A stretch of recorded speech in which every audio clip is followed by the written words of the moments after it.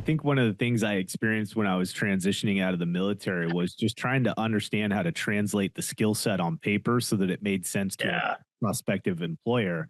It sucked. It felt Yeah. called crap, if I'm honest. I had given 8 years of my life to something, and it was very difficult for me to put on paper other than I shot stuff. What did you do? Like, how do you articulate that skill set transfer? And I think the reality of it is if when I, looking back, if I were to kind of try to articulate what I think generically many vets leaving the service have is, we put a lot of weight, for example, on somebody that might come with an MBA or at least a Right. 4 year degree from a college or an educational institution. I think the interesting thing about that is it's all the book. There's no translation into action. And I think one of the things that's so special about the armed forces is their training is centered around a skill set transfer. And the way that they create that is they create it by merging some limited academic exposure, just enough to do the trick. And then it's iterating, it's the practicing, it's the doing, it's the getting your hands Yeah. on the process and executing on it where they get the gains. And I think for most organizations, that's a very difficult thing to implement Yeah. in our own organization.